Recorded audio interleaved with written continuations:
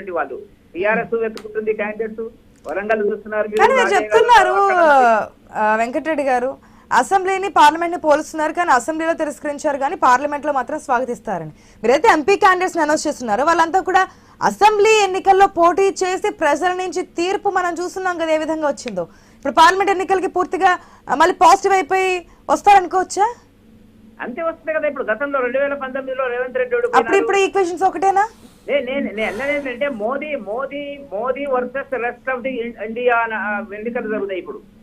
దాంట్లో ఎవరు ఉంటారు? రాహుల్ గాంధీ ఎక్కడ ఉంటాడు, సోనియా గాంధీ ఎక్కడ ఉంటది, మిగతా పార్టీలు ఇండియా కూటమి ఎక్కడుంది? ఇప్పుడు ఎన్ని చీలికలు వచ్చినాయి మీరు గమనిస్తున్నటువంటి పరిస్థితి. ఒకటి చాలా స్పష్టంగా దేశవ్యాప్తంగా జరుగుతున్నటువంటి సర్వేల ఫలితాలు నేను మీరు లేకపోతే కాంగ్రెస్ మిత్రులు మాట్లాడుకోవాల్సిన అవసరం లేదు. అన్ని సర్వేలు కూడా బీజేపీ యొక్క గెలుపు 350+ అనేటువంటిది.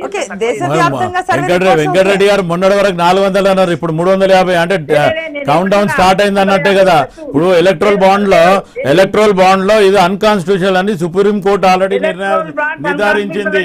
ఈ రోజు నరేంద్ర మోదీ గారు ఇండైరెక్ట్ గా మొత్తానికి అన్ని పార్టీలని కుదిపేసి మొత్తం కుటిల రాజకీయం చేయడము, లేకపోతే ఈడీ కేసులు పెట్టడము, ఇవన్నీ చేస్తూ ప్రతి రాష్ట్రంలో ఇబ్బందులు చేయడం జరిగింది. మీరు తెలంగాణలో ఒక్క నిమిషం అండి, తెలంగాణలో మీరు ఏ మీటింగ్ అయినా నరేంద్ర మోదీ అమిత్ షా ఫేస్ వాల్యూ తప్ప బీజేపీ వాళ్ళ ఎవరిది కూడా అక్కడ ఫేస్ వాల్యూ లేదనేది మీరే ప్రజలకు పంపిస్తున్నారు. ఫేస్ వాల్యూ అనేది ఎట్లా వస్తుంది? ఒక అభివృద్ధి నమూనాను తీసుకుపోయేటువంటి ఒక సమగ్రమైన ఆలోచన కలిగిన నాయకుడు ఏ పార్టీలో ఉన్నా కూడా ఫేస్ వాల్యూ వస్తుంది. అదే మోదీ గారు, అమిత్ షా గారు వాళ్ళు ఉన్నటువంటి పరిస్థితి. ఇప్పుడు బండి సంజయ్ గారు దూకుడుగా పోతున్నారని బండి సంజయ్ గారిని పక్కన పెట్టి ఈ రోజు కిషన్ రెడ్డి గారిని తెచ్చి అసెంబ్లీలో మీరు బుడగొట్టుకుంటారు. ఇప్పుడు పార్లమెంట్ లో ఈ 9.5 సంవత్సరాలు అలా మీకు యాంటీ ఉంటుంది.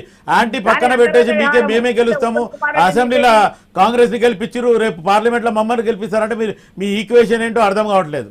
ఈక్వేషన్ కాదు, మీరు ఎక్కడున్నారు బాస్? మీరు దుబ్బాకలో మీకు డిపాజిట్ వచ్చిందా? హుజురాబాద్ లో మీకు డిపాజిట్ దుబ్బాక హుజురాబాద్ అది బీజేపీ ఖాతాలో వేసుకోవద్దండి. దుబ్బాక హుజురాబాద్ మీరు మీ బీజేపీ ఖాతాలో వేసుకోవద్దు, అది వ్యక్తిగతము. మీరు మాట్లాడండి, మీరు మాట్లాడితే నేను వింటాను, నేను మాట్లాడితే మీరు మాట్లాడకండి. దుబ్బాక హుజురాబాద్ బీజేపీ ఖాతాలో వేసుకోవద్దు, అది వాళ్ళకు వ్యక్తిగతంగా ప్రజల సానుభూతితో రావడం జరిగింది, అది బీజేపీ తరఫున రాలేదు. మీ నెగటివ్ ఖాతా ఉంది కదా, దాంట్లో వేసుకోండి. అది ఓకే. కాంగ్రెస్ నెగటివ్ ఖాతా. మీరు బాండ్ల గురించి మాట్లాడుతున్నారు, బాండ్ల గురించి కాంగ్రెస్ నాయకులకు ఒక ఆలోచన ఉందా?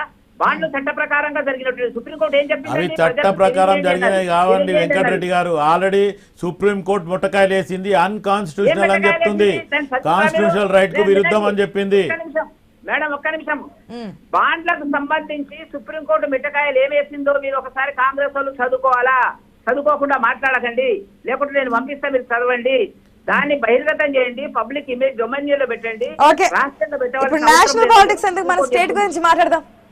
ఎందుకంటే తెలంగాణ స్టిక్ అయి ఉన్నాం కాబట్టి తెలంగాణలో కూడా చాలా వాడివేడిగా రాజకీయాలు జరుగుతున్నాయి కాబట్టి తెలంగాణ గురించి మాట్లాడదాం. సో అసెంబ్లీలో తిరస్కరించినప్పటికీ కూడా పార్లమెంట్ లో స్వాగతిస్తారు. సో 9 కన్నా ఎక్కువేనా? 10+ నడుస్తుంది ఇప్పుడు బీజేపీకి సంబంధించి 10+. అదే 400 నుంచి 300 పడిపోయినారు. ఇంకా వారం 10 రోజులు అయితే ఇంకా ఎక్కడ పడిపోతారో ఒకసారి ఆలోచించండి వెంకటరెడ్డి గారు. మేము జాగ్రత్తగా ఉంటుంది చెప్పింది. ఏ సర్వే అయినా 350కి తక్కువ చెప్పడం లేదు, మేం కాదు, సర్వే చెప్తుంది. దాన్ని పట్టుకొని మీరు 350కి పడిపోయిందని మీరంటే ఎట్లా? మీరు 400 అన్నారు సార్ ఇంతకు ముందు. అంటే సర్వే రిపోర్ట్స్ ప్రకారం అభిప్రాయం 400+ కానీ సర్వే రిపోర్ట్స్ అప్కే బార్ 400 అన్నారు, 400 పోయి 350కి వచ్చింది. రేపు ఎలక్షన్ టైం వచ్చే వరకు పోలింగ్ వరకు 200 చేంజ్ రావచ్చు. 400+ అని మేమంటున్నాము. అన్ని సర్వేలు మా కంట్రోల్లో లేవు కదా. సర్వేలు కనీసం 350 చెప్తున్నాయి, మేము 400 అంటున్నాము. Bharatiya Janata party చెప్తున్నటువంటిది 400+. Bharatiya Janata party చెప్తలేదు sir, నమో నమో అనుకుంటా మీ నరేంద్ర మోదీ టాపిక్ తీస్తున్నారు. బీజేపీ వాళ్ళు బీజేపీ అనేది మర్చిపోయినరు, నరేంద్ర మోదీ తప్ప, నరేంద్ర మోదీ నామం తప్ప బీజేపీని మర్చిపోయినరు. అట్లే ఉంటాయి పార్టీలు. మీరు చేయట్లేదా?